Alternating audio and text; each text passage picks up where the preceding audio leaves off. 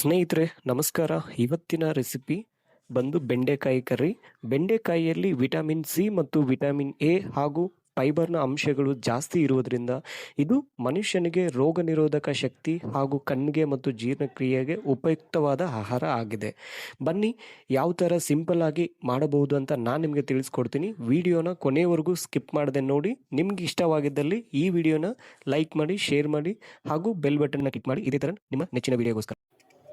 ಮೊದಲಿಗೆ ನಾನು ಆಯಿಲ್ನ ತೊಗೊಂಡಿದ್ದೀನಿ. ಅದಕ್ಕೆ 1 ಟೇಬಲ್ ಸ್ಪೂನ್ ಸಾಸಿವೆ ಮತ್ತು ಚಿಕ್ಕದಾಗಿ ಕಟ್ ಮಾಡಿರೋ ಆನಿಯನ್ನ ಹಾಕಿ ಅದು ಬ್ರೌನಿಷ್ ಕಲರ್ ಬರೋವರೆಗೂ ಬೇಯಿಸ್ಕೊಂಡಿದ್ದೀನಿ. ಅದಾದಮೇಲೆ ಕರಿವೇಪಾಕು ಸ್ವಲ್ಪ ಹಾಕಿ ಮತ್ತು 3 ಮೆಣಸಿನ್ಕಾಯಿ ಉದ್ದವಾಗಿ ಕಟ್ ಮಾಡಿ ಹಾಕಿದ್ದೀನಿ. ಆಮೇಲೆ 3ರಿಂದ 4 ಟೊಮೊಟೊನ ಮಿಕ್ಸಿಗೆ ಹಾಕಿ ಅದನ್ನು ಪೇಸ್ಟ್ ಮಾಡಿ ಅದನ್ನು ಆ್ಯಡ್ ಮಾಡ್ಕೊಂಡಿದ್ದೀನಿ. ಇದು ಚೆನ್ನಾಗಿ ಬೇಯ್ದಾದ್ಮೇಲೆ ಅದಕ್ಕೆ ಅರಿಶಿನ, ಗರಂ ಮಸಾಲ, ಧನಿಯಾ ಪುಡಿ ಮತ್ತು ರುಚಿಗೆ ತಕ್ಕಷ್ಟು ಉಪ್ಪು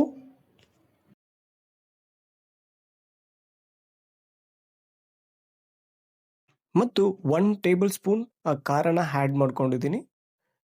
ಖಾರನ ಆ್ಯಡ್ ಮಾಡಿ ಚೆನ್ನಾಗಿ ಮಿಕ್ಸ್ ಆದಮೇಲೆ ಸ್ವಲ್ಪ ವಾಟರ್ನ ಆ್ಯಡ್ ಮಾಡ್ಕೊಂಡಿದ್ದೀನಿ.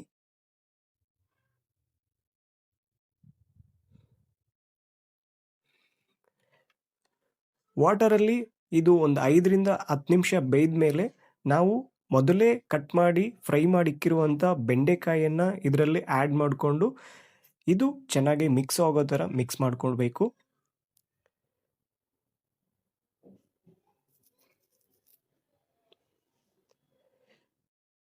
ಸ್ವಲ್ಪ ವಾಟರ್ನ ಆ್ಯಡ್ ಮಾಡಿದ್ದೀನಿ. ಸ್ವಲ್ಪ ಬಾಯ್ಲ್ ಮಾಡ್ಕೊಳೋದ್ರಿಂದ ಸ್ವಲ್ಪ ವಾಟರ್ ನಮಗೆ ಕೆಳಗಡೆ ಬರುತ್ತೆ. ಸೊ ಅದಾದಮೇಲೆ ನಿಮಗೆ ಇಷ್ಟವಾದಲ್ಲಿ ಕರ್ಡ್ನ ಆ್ಯಡ್ ಮಾಡ್ಕೋಬೋದು. ಕರ್ಡ್ ಆ್ಯಡ್ ಮಾಡೋದ್ರಿಂದ ಟೇಸ್ಟಿ ಕೂಡ ಚೆನ್ನಾಗಿ ಬರುತ್ತೆ. ಮತ್ತು ಇಲ್ಲಿ ನಾನು ಕಡಲೆ ಪುಡಿಯನ್ನು ಆ್ಯಡ್ ಮಾಡಿದ್ದೀನಿ. ಇದು ಕಡಲೆ ಪುಡಿ ಆ್ಯಡ್ ಮಾಡೋದ್ರಿಂದ ನಿಮಗೆ ಟೇಸ್ಟು ಕೂಡ ಚೆನ್ನಾಗಿ ಬರುತ್ತೆ ಮತ್ತು ಗ್ರೇವಿ ಕೂಡ ಗಟ್ಟಿಯಾಗಿ ಬರುತ್ತೆ. ಇದು ನಿಮಗೆ ಆಪ್ಷನಲ್ಲು, ನೀವು ಇದು ಬೇಕಂದರೆ ಆ್ಯಡ್ ಮಾಡ್ಕೋಬೋದು.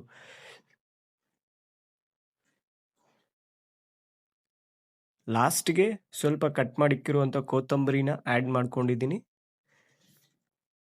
ನೀವಿಲ್ಲಿ ನೋಡ್ಬೋದು ಯಾವ ಥರ ಬೆಂಡೆಕಾಯಿ ಕರಿ ಫೈನಲ್ ಆಗಿ ಬಂದಿದೆ ಅಂತ ಹೇಳಿ. ಮನೆಯಲ್ಲಿ ನೀವು ಕೂಡ ಇದನ್ನು ಈಸಿಯಾಗಿ ಟ್ರೈ ಮಾಡ್ಬೋದು. ಈ ವಿಡಿಯೋ ನಿಮ್ಗೆ ಇಷ್ಟವಾದಲ್ಲಿ ಲೈಕ್ ಮಾಡಿ, ಶೇರ್ ಮಾಡಿ ಹಾಗೂ ಈ ಚಾನಲ್ ಸಬ್ಸ್ಕ್ರೈಬ್ ಮುಖಾಂತರ ಸಪೋರ್ಟ್ ಮಾಡಿ.